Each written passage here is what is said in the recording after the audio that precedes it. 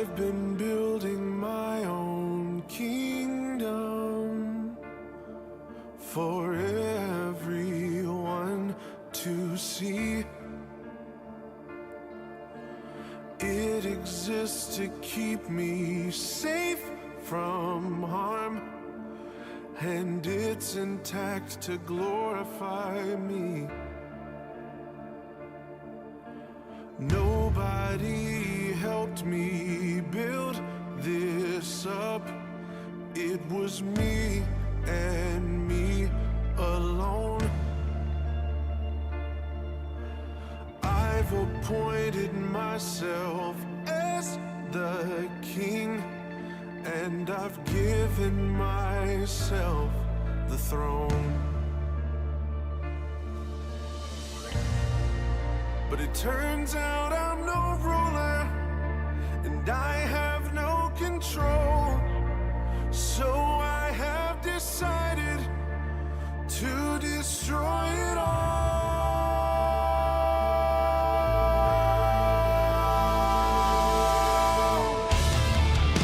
I'm tearing down the walls, kicking down the doors. Everything inside this kingdom is yours. 'Cause what I've made is worthless, and it cannot stand. Come and breathe some life into my empty, cold, dead hands. Down with the fickle king, away with this fantasy. You are the one I need. Death to the kingdom of me. Death to the kingdom of me.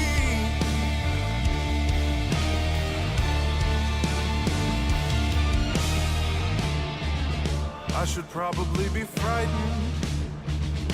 This empire's all I know, but it always does more damage than good. I'm afraid it's gotta go. I know that I can't be trusted, 'cause I'm just a man. And if you hadn't given your life for me, a loser would be all that I am. You know they say just follow your heart. I'm afraid that's a load of trash. Your heart will take you down to deep, dark places where you feel like you'll never come back. So I'm coming out of the dark. This facade is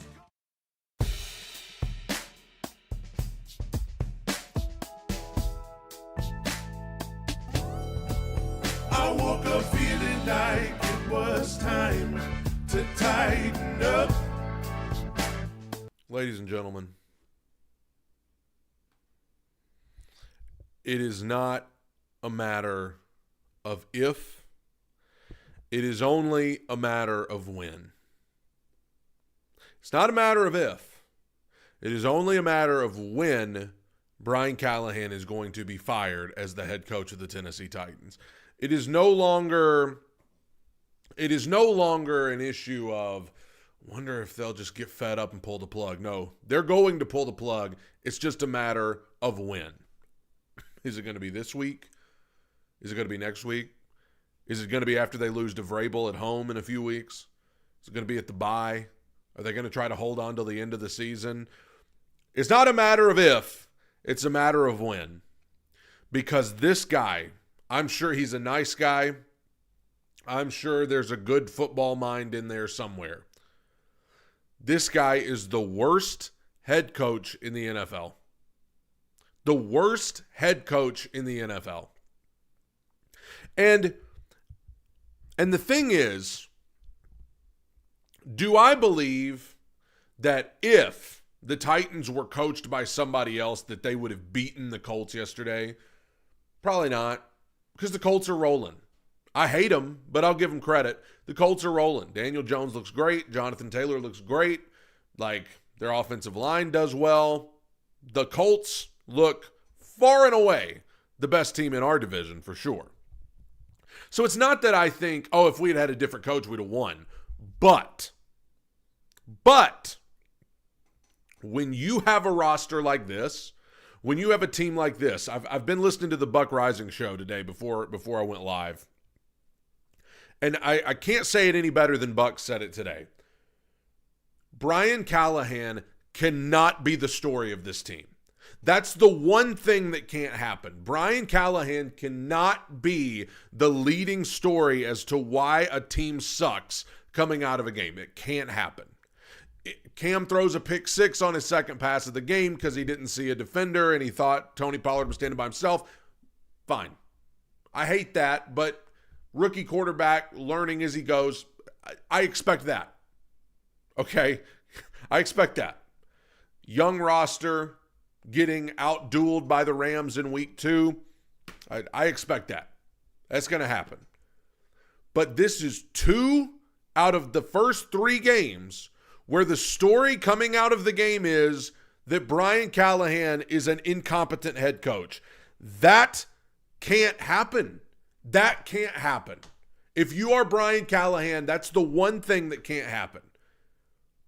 And let me just tell you, do you remember this? There was an article that came out right before the season started. I want to say it was A to Z Sports or something, talking about the fact that the Titans thought about firing Brian Callahan at the end of last season. They thought about cleaning house when they fired Rand Carthon. They thought about firing Brian Callahan too, and they didn't do it because they thought, Will Levis was terrible. The Titans roster was bad. We need to give this guy an opportunity to show that he can do the job. And so they kept him. And in that article, they talked about the fact that the bar for Brian Callahan coming into this season was so low that the higher-ups, Borgonzi and Brinker and Amy Adams Strunk, they're literally sitting there saying, hey, regardless of the record, regardless of what our record is or how many games we win, we just want to see the team get better. We just want to see the team improve. We just want to see the team get better at things that they were bad at last year. Like that, I said it when that article came out. That is an incredibly low bar for Brian Callahan to clear. You don't even have to win a bunch of games. You don't have to go 7-10 or 8-9. You can win 5 or 6 games or whatever, as long as the team is showing life and showing heart and getting better at things they were bad at. What a low bar for him to clear. And he has not even come close to clearing it. The bar could not have been lower. And he still can't do it. He still can't do it. I don't even want to talk about this stuff because we talk about it every week. Penalties. The penalties yesterday may not seem as bad because the Colts declined a bunch of them. But the penalties, awful. The play calling, awful. We have an explosive play off a play action bootleg. We follow it up with a tight end screen and a wide receiver screen that fail miserably because they always do. But more than any of that stuff, you mean to tell me, so Michael Pittman, I'm sure you've all seen the quote. If you hadn't, Colts wide receiver Michael Pittman in his post-game interview said, literally, we saw the Titans come out in their pregame walkout, saw that they were just kind of walking around. They weren't excited to be here, and we knew we were going to whoop them because we could tell they didn't want to be here. We could tell they didn't even want to be here. Now, you could say, well, that may just be a division rival running his mouth, talking smack, trying to stir the pot. But hold on. You watched that team yesterday. What do you think's more likely? Do you think it's more likely that Michael Pittman was telling the truth, or do you think it was more likely that Michael Pittman was just trying to stir the pot? Looked like a team that came out flat to me. Looked like a team that had no interest in being there to me. And that's not the first time this has happened. You go back to last season.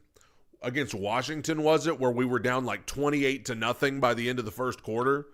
How many games last season was it like, Titans came out flat. Titans look like they don't want to be there. It's only week 3, and we're back here again already. The team looked, you know what the team looked like? They looked like a team that was clocking into their 9-to-5 job to collect a paycheck and hurry and get it over with and go home. That's what they looked like.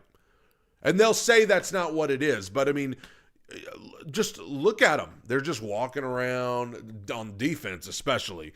They're just walking around. They're tired. They're just looking around, going through the motions. I don't know. I don't know what more you need to see to tell you that Michael Pittman was telling the truth. The Titans came out flat because the Titans do not believe in what Brian Callahan is saying, and they never have. The Tennessee Titans do not care to play for Brian Callahan. They are not motivated to play for Brian Callahan. And why should they be? Because he's terrible at his job. Let's break it down, shall we? 17-6.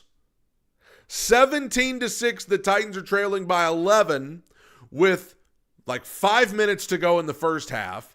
The Colts are already getting the ball to start second half because for some reason we won the coin toss and Brian Callahan wanted the ball to start the game because of our vaunted offense with a backups on the right side of the offensive line and worst offense in the league, but we want the ball, baby. So we already know the Colts are getting the ball to start second half. There's like 5 minutes to go in the half. We're down by 11. And what do? We attempt a 64-yard field goal with Joey Sly. No brainer, right? We're just like, let's attempt the 64-yarder. I talked about it yesterday. Let me just hit on this real quick. Do you think the risk is worth it? Maybe he makes it and makes this a one-possession, 8-point game, but it's more likely that he doesn't make the 64-yarder, and then we give the Colts the ball in our territory, already up by 11, already getting the ball to start second half, right? But we kick it, we miss it. Give the Colts a golden opportunity, and then the Colts miss a field goal. So we get away with it. Brian Callahan gets away with that. And what does he do? With his 2-minute drill to try to get points before the half? 5 straight run plays. 5 straight runs up the middle. Coaching scared. Coaching not to lose. Coaching with pee running down his legs. Over and over and over and over and over again. Scared to death. 5 straight runs up the middle. Terrified. And then we're in position for 4th and 1 at the Colts, like just inside their 40. Cam wants to go for it. Everybody wants to go for it. But no, we're going to attempt 57-yard field goal because nobody loves field goals more than the Titans. We're going to attempt the field goal because, of course, we are. Because we're wimps. Because we're coaching scared and we're coaching like a bunch of wimps. And so, of course, we're not going to go for it. We're going to attempt the 57-yard field goal after our kicker just missed a 64-yard field goal. And you know what happens next? Colts timeout. Titans timeout. What? Why are we calling a timeout? Well, Brian Callahan told you why he called a timeout. After the game, he couldn't figure out what he wanted to do. That's what he said. Couldn't figure out if I wanted to go for it or kick the field goal. He had to burn a timeout because he couldn't figure out what he wanted to do. Does that sound like a guy that players are going to buy into? A guy that's standing over there. He's standing over there. I guess we'll try a 64-yard field goal because I don't want to, try anything too risky and then something bad happens. So I guess we'll try a field goal. Oh, well, we got the ball back, but I don't want to do anything too risky. So I guess we'll just run it up the middle 5 times in a row to run some clock and try to get 3 before the half. Well, now we have 4th and 1. We could be aggressive and go for it since we're bad anyway, and let's just see if we can roll the dice and get something going. But we could kick it because I love kicking it. That's the kind of stuff that's happening. And then he tells you after the game, I couldn't figure out what I wanted to do. I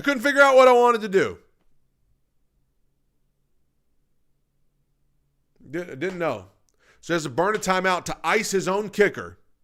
And then coming out of the timeout, we get a delay of game, and Brian Callahan blames it on the ball boy. The ball boy.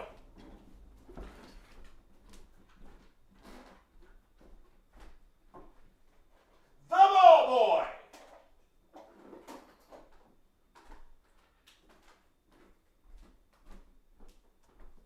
The ball boy.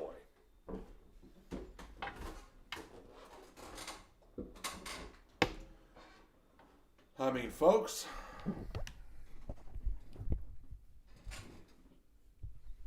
what are we doing? What are we doing? Like, what? And it didn't end there. Because then we get to the second half, because the Colts ended up scoring points off of that, by the way. Here's the thing. We got the delay of game. Now we move 5 yards back. Now it's a 62-yard field goal. Now, this wouldn't have been something that the crowd cheered for in the moment, but like at that point, you need to just punt, right? Because there's only like a minute to go in the half. You pin them deep. You just go into the half down by 11, and you don't give the Colts an opportunity to score points when they're already getting the ball to start second half. But nope. And your kicker already just missed a 64-yard field goal. So surely you're not going to try a 62-yarder. Nope. He just sends him out there anyway. Delay of game's not going to deter Brian from his field goal. So we kick the field goal anyway and miss it again and give the Colts another. Hey, here, Colts, please score points before the half. Please do it. We don't want to just be down by 11 at half. We want to be down by 14. And so they scored, and then they got the ball to start the second half, and they scored again, and then the game's out of reach. And in the second half, two things that just made me want to go drive my car off a cliff. We get to the fourth quarter, we're down by 21 points. It's like 34-13. We're down by 21. Okay? And the Titans come out, and like theoretically, yeah, we all know the game's over at that point. But if you're the Titans, I appreciate you, Titan Anderson, in the chat. At that point, the Titans have still got to get going. Like, you're down by 21. I mean, it's not likely that you're going to come back, but you got to treat it as though you're going to go down, score, then get a stop and score again, and then get a stop, score again. Like, you've got to think of it that way. Not the Titans, not Cali. We come out at the top of the fourth quarter down by 21 and go on a long, time-consuming 8-minute drive that chews up much of the fourth quarter. We're huddling up between plays. We're running the ball. We're running our tricky little gadget plays. We're taking the play clock down to 3. We're just taking our sweet time. And the drive resulted in a touchdown, but the Colts will take that every time. You ran 8 minutes off the clock. Okay, go ahead, score a touchdown. Take all the time you need. Unbelievable. And then the Colts get the ball back, and Brian Callahan has to challenge this spot because they called a Jonathan Taylor run a first down, and Brian Callahan's like, I think he's a half yard shy. I think it should be 2nd and inches. Let's challenge that. It's just like, it's inconsequential. I know it doesn't really matter, but like stuff like that, when you already have the other stuff that he does, is just like, dude, I can't even fathom what this guy is thinking. He is the worst head coach in this league. He is absolutely, like, the Titans are not a good roster anyway, but this dude makes them infinitely worse. Infinitely worse. If you're a roster this bad, you've got to have a head coach that can at least lift you up a little bit and put you in as good of a position as possible. Brian Callahan just makes the team worse, and the players know it. They don't have any interest in playing for this guy. Don't just take Michael Pittman's word for it, bro. Like, take L'Jarius Sneed's word for it. Take Roger McCreary's word for it. They said the same thing in the locker room after the game. We came out flat. That's people on the Titans roster agreeing with Michael Pittman. Yeah, we came out flat. Week 3? It's week 3. You start 0-2. You think you'd have something to prove, but the Titans came out flat. The Browns started out 0-2. They didn't look good, but they rallied to beat the Packers yesterday. Like, the Jets are 0-3. They haven't looked good, but like, they played their butts off against Tampa Bay yesterday. The list goes on and on of teams that are not good or that don't have good records 3 weeks in, but they're still the Panthers, everybody thought they were going to get smoked by the Falcons yesterday, but they came out and put on a clinic yesterday. The Titans, in 3 weeks in, have already shut down. They have already completely shut down. There are players that you can tell are hoping to be traded. There are players that you can tell are just collecting a paycheck. And this is now a pattern. Because this was his whole first year, too. So all of that to say, I went on a tangent too long there. But all of that to say, this guy's got to go. He's got to go. And I hate that for Cam because I wanted Cam to have that continuity. But you know what? It's going to do more damage at this point for Cam Ward if Brian Callahan stays. I think Callie does more harm than good.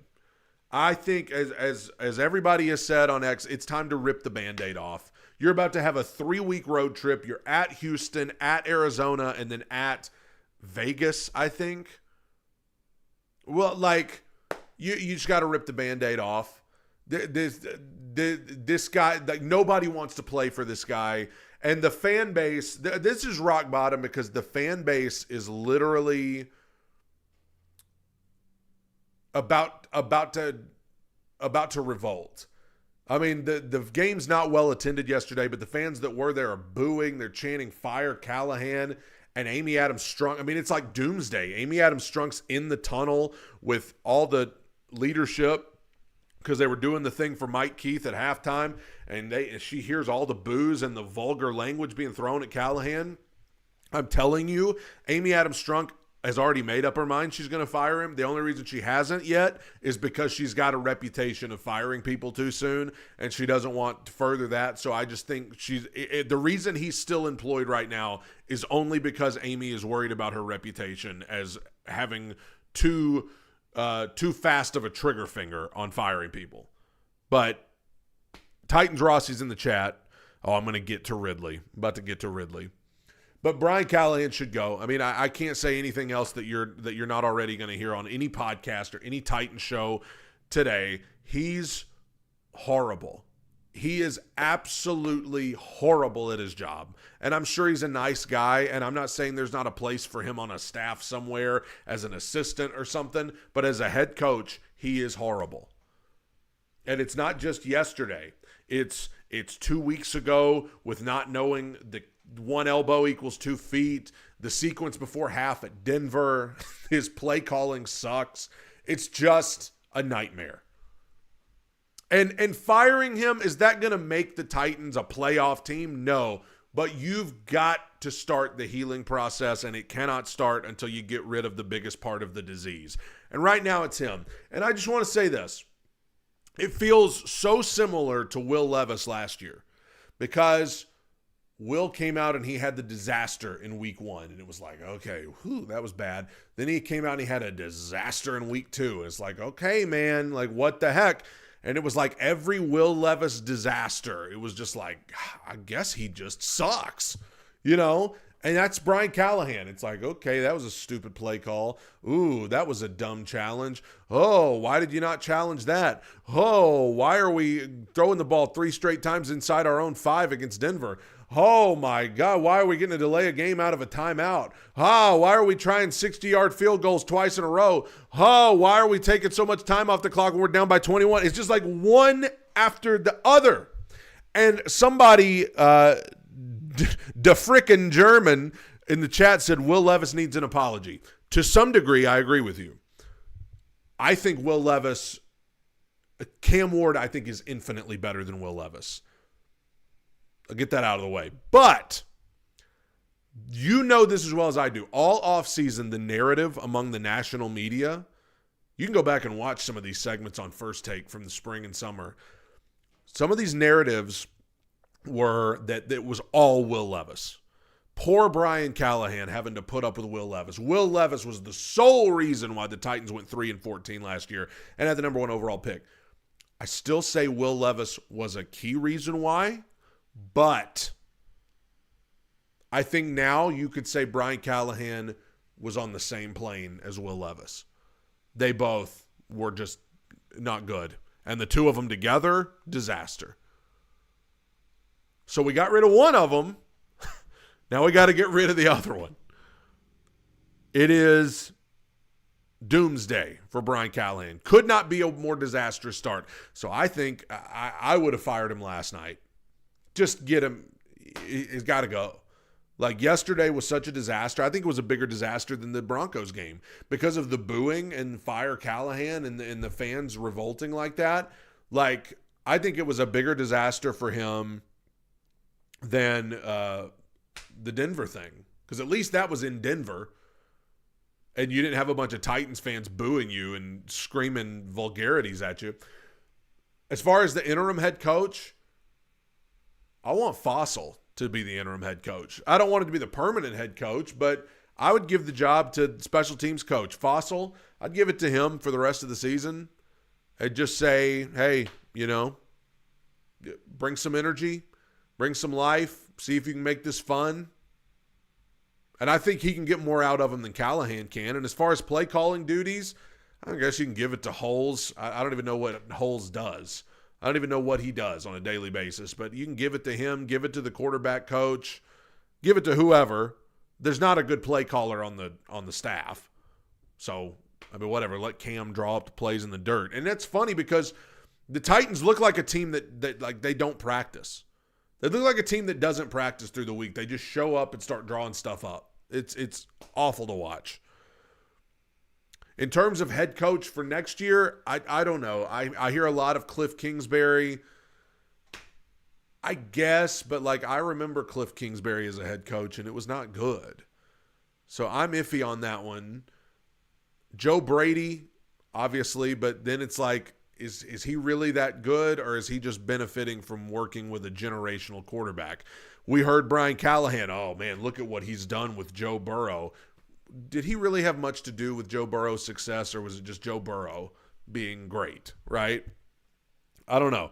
Taryn Jones mentioned John Gruden. I think they will take a shot at John Gruden. I don't know if he'll be interested. I don't know if at his age, if he's interested in coaching. But with the new stadium coming and them wanting a newsworthy, noteworthy hire, I could see them taking a swing at John Gruden just to see if he's interested. But if not him, yeah, Joe Brady, Monken. People keep saying Mike McCarthy. I would hate that. I don't want Mike McCarthy at all. But to each their own. But other things, but it's not. Let's just get past Callahan for a second, or as they're calling him on X, the Caliban. Let's get past him for a second because there's some other players, some players that need to go. Sportacular said Brad as head coach, Tyler Rowland as OC, and Titans Rossi as DC. It'd be entertaining. We'd lose, but it'd be entertaining to watch. But listen, Calvin Ridley needs to just get off this team. I'm sorry, but that's the point I'm at with Calvin Ridley. He just needs to get off the team. Get Calvin Ridley out of there. And let's just see what these young guys can do. Io Manor, Chimray DK, Bryce Oliver, and yes, bring up Xavier Restrepo from the practice squad. And let's just see what they can do. I mean, what are we doing with Calvin Ridley? This guy, I count, so he had 3 drops against Denver. I counted 1 against the Rams. And I counted 4 drops by Calvin Ridley yesterday. So by my calculations, 8 drops by Calvin Ridley so far this season. He's getting paid $92 million. To put that in perspective, Calvin Ridley has 8 receptions. By my calculations, he has more drops, or just about he has the same amount of drops as receptions. He's getting paid $92 million. Get him off the team. He's out. I would be calling anybody as a trade partner, Kansas City, what will you give us for Calvin Ridley? We'll eat the contract. Whatever. We'll bite the bullet and eat the contract. Just what draft picks will you give us for Calvin Ridley? And then just give me Io Manor, give me DK, give me Oliver, give me Restrepo, and then you can keep Van Jefferson and Tyler Lockett around as a veteran presence. Fine. But get Calvin Ridley out of here. I'm sick of this, dude. I'm sick of this. And trade Chigakonkwo too. Trade him too. Give his reps to Gunnar Helm and let's just be done with it. And for that matter, I want to say this. I thought the offensive line was not terrible yesterday. Now, the Colts' defensive front sucks, so that probably had a lot to do with it, but I thought the Titans' offensive line was actually pretty good. I thought majority of the sacks yesterday were kind of on Cam Ward. He's holding the ball too long. And I know that's the hardest thing for college quarterbacks to get better at going to the NFL is getting rid of the ball. I can't tell you how many college quarterbacks I watched this weekend just holding the ball. The Auburn kid, Jackson Arnold, against Oklahoma. I mean, he's just standing back there for an hour and getting sacked. It's like, you got to get rid of the ball. Cam Ward has times where he holds on to the ball too long. And that's expected. If we lose games because of that, I expect that. We can't lose games because the coach doesn't know what he's doing. But I thought a lot of the sacks were either on Cam Ward or it was guys not getting open, coverage sacks, whatever. But I actually thought the offensive line was okay yesterday, especially when you consider the whole right side was backups.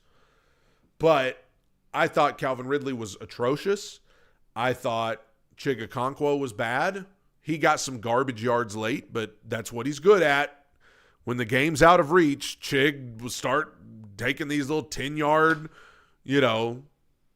curl routes in the middle of the field. I thought Cody Barton was really bad. The whole defense, really. It was an embarrassing performance by defense. And to all of you who keep saying the Titans need to give the head coaching job to Denard Wilson, are y'all watching the defense? Are we watching the same defense? Because what are you seeing from this defense that makes you want to give Denard Wilson a promotion? This defense, I said it before yesterday, I'll say it again. This performance had me questioning some of these defensive guys' manhood. I mean, that Jonathan Taylor touchdown run, the long one, the 40-something yarder. Really, guys? It's kind of pathetic. And then the one he had, it was a shorter touchdown run. It was like a 3 or 4 yard touchdown run where he's just pushing through 5 different guys to get into the end zone. Really? Seriously? Is this a joke?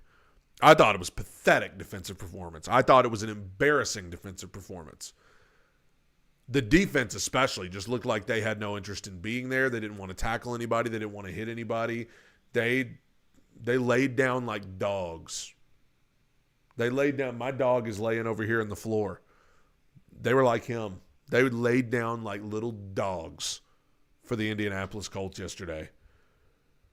Cody Barton getting freaking blown out of there by Tyler Warren. Get out of here, man. Titan Fan B in the Super Chat said our tackling on defense was atrocious yesterday. Yeah, Jeffrey Simmons, I mean, just putting on a masterclass and getting into the backfield and not finishing the job. I know Daniel Jones just has a history of being slippery. But, I mean, Titans just couldn't find a way to bring down Daniel Jones. Just couldn't figure out a way to bring down Daniel Jones. Bright spots.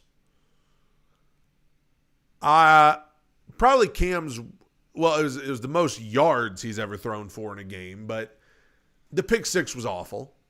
There's no sugarcoating it. The pick six on the first drive from Cam Ward was awful. I think, he said, and I believe it when you see the way he threw the pass, I think he just did not see the defender over there and just tried to dump it off to Pollard, and there was a defender there because, I mean, the way he threw it, he put some air on it because he just thought he had all day to get it there. And so I thought that was terrible. But other than that, I really thought his biggest problem the rest of this game was just holding on to the ball too long, taking some sacks. I thought, but otherwise, I mean, he had a throw that could have been I'm going to say should have been a touchdown to Ridley. It was the same throw as the touchdown to Io Manor last week. Rolling left, getting hit, chunking it across his body across the field, and the $92 million receiver had it knocked away from him. I don't know what to tell you. But, I mean, he had some nice stuff, rolling right, throwing across his body to Lockett. You had the one down the seam to Chig that I think Chig should have caught, but some people said he put a little too much on it. Whatever. I thought Cam was fine. If I tell you this, when I walk away from this game and I think about things regarding the Tennessee Titans that I'm concerned about, Cam Ward's not even in the top 20. He doesn't even come to mind. Brian Callahan was so bad and the defense was so bad that I forgot Cam Ward's pick six even happened. It was like, oh yeah, Cam threw a pick six. But he's not even top 20 things I'm concerned about on this team. The defense awful. Brian Callahan putrid. And it's unavoidable now. You got to fire him. He has made it an unavoidable thing for ownership. You can't ignore it. You can't possibly be like, well, he's working through some things. No, there are moments in this coaching performance where you can tell he does not know what he's doing. He doesn't know what he's doing. He doesn't understand the basic concept of just things to do in-game management. He's one of the worst I've ever seen. So he's got to go. If it was up to me, he'd go today. But maybe she's waiting to lose to Houston, the 0-3 Texans on Sunday. But I just want to throw this in because I said this on Two Tone Talk X earlier. But how down bad do you have to be for your fan base to be looking at the New England Patriots and Mike Vrabel and being like, oh man, I miss him. Dude, the Patriots are horrible. They look like garbage. And we're sitting here like, God, I miss Vrabel. Like the Titans are the most penalized team in the NFL because of course they are. The Patriots are number 4. So the Patriots are getting a crap ton of penalties too. They're turning the ball over like crazy. Go get on Twitter or X and look up what Patriots fans are saying about Mike Vrabel right now and then tell me I miss him. Fact of the matter is, and it breaks my heart, and Titan Fan B, I'm about to get to your comment. It breaks my heart because I thought Brian Callahan was a great hire when it happened. I thought, man, this is exactly what we need. Offensive mind. His dad's Bill Callahan. He's got football in his blood. He's ready for his opportunity. He's a smart guy. He's the next Matt LaFleur. He's the next Kyle Shanahan. He's the next Sean McVay. It sucks to be that wrong. It sucks to be that wrong. Because he's just horrible. He's, worse than Ken Wisenhunt. Yeah. And that's saying something. But this is another low. This is rock bottom. When you consider the fan base booing and chanting "Fire Callahan" and nobody's going to the games and like the in-game decisions that are just, it's getting national media attention. It's not just like us on here as my WWE people out there. It's like Becky Lynch would say, it's not just me saying it. They're talking about this on ESPN. They're talking about it everywhere. It's not just me saying it. There are people in national media talking about how bad of a coach Brian Callahan is. It's unavoidable at this point. As I said, the first thing I said on this podcast today, it is not a matter of if, it is just a matter of when. When will it happen? I think the only reason it hasn't happened yet is because Amy knows her reputation of firing people too soon.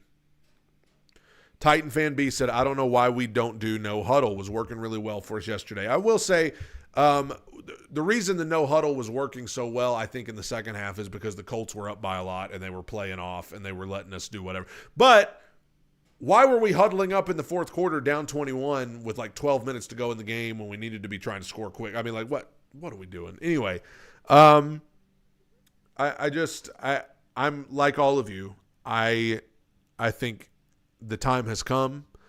Evidently, they're not firing him today. I'm going to go check X right now just to make sure, but sure doesn't look like it's happening today because it would have happened by now.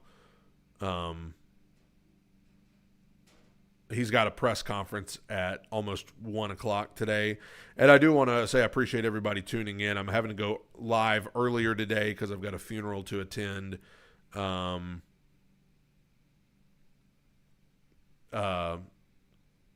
the afternoon, and so I had to go live a little earlier. But so I appreciate everybody tuning in. But yeah, I think it's time for the fan base to come together. I think it's time for the fan base to, this sounds dramatic, but I said on my post-game reaction yesterday, me and my wife were trying to find a game to attend. We were trying to figure out which game we were going to try to attend. I'm not going. I'm not attending a game this year. If this is what we're going to put on the field and this is what we're going to get from the coach, and like I'm not giving you my money. I'm not doing it. I'm not spending my hard-earned money to sit and watch what those fans sat and watched yesterday. I'm not going to do it. I'll watch at home. I'm already paying for Sunday ticket, and that's a hard enough bill to pay to know that I'm paying to watch this crap. So no, I'm not going to a game this year. And I think there are going to be some guys traded. I think there are I think we're at rock bottom. We are absolutely at rock bottom right now. But I've said that before, and every time I say that, we just somehow find a new rock bottom after that. So I don't know. But right now it feels like the rock is setting up for the people's elbow because we've hit rock bottom. That's all I'm going to say.